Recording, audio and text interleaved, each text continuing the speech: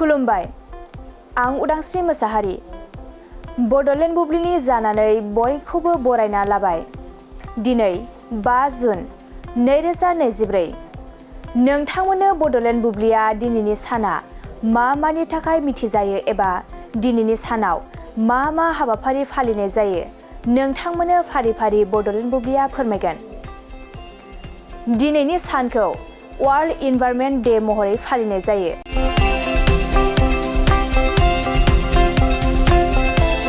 मुलुग आबहावा सानखौ बोसोरफ्रोमबो 5 जुनाव फालिनाय जायो। बे साना आबहावानि रैखाथिनि थाखाय सांग्रांथि आरो खामानिखौ थुलुंगा होनो जुथाइ हादोरजों दैदेनजानाय मोनसे मुलुगनां हाबाफारि।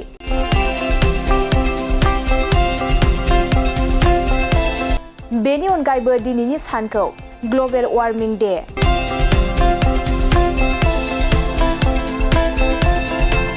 कन्स्टिटिउशन डे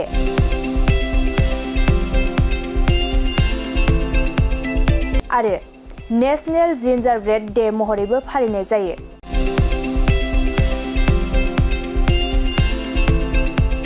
नोंथांमोननो बड'लेण्ड बुब्लिया दिनैनि सानाव मा हाबाफारिजों मिथिजायो आरो मा हाबाफारिखौ फालिनाय जायो फोरमायबाय। गोजोन्थों। मोनसे गोजोनथाव खौरां, BA सेथि सेमिस्टारनि थाखाय गसाइगावनि जारागुरि गबिन्द बसुमतारी कलेजाव मुं थिसननाय हाबाफारिया सोलिगासिनो दं।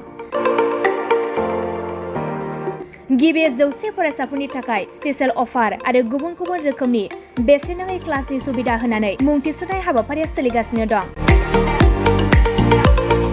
बे फरायसालियाव फरायसाफोरा गावनि गोसोबादि आयदाखौ सायख'नानै लानो हागोन। लोगोसे basic computer class, self defence आरो स्पकेन इंलिश क्लास बायदि सुबिदाफोरखौ बेसेन होआलासे फरायसाफोरा सोलोंथाइखौ लानो हागोन। लोगोसे बे फरायसालिमायाव गासैबो फरायसाफोरनि थाखाय फ्रि बास सार्भिसबो होनाय जादों। लोगोसे गासैबो थाखोनि बिजाबजों बुंफबनाय बिजाब बाख्रिनिबो सुबिदा दं। आरो बे खेबनिफ्राय एग्जाम सेन्टार हिसाबै फरायसाफोरा गावनिनो आंगो गबिन्द बसुमतारी फरायसालिमायावनो आनजाद होनो हागोन। बिनिखायनो गासैबो जौसिन फरायसालिनिफ्राय उथ्रिसारनाय फरायसाफोरखौ गबिन्द बसुमतारी फरायसालिमायाव खम बेसेनावनो एडमिसन लानानै गोबां सुबिदाफोरनि खाबु लानो हागोन। बांसिनै मिन्थिनो थाखाय 9101 784754 70022 71929 970 6680878 नम्बराव नोंथांमोना खौरां लानो हागोन।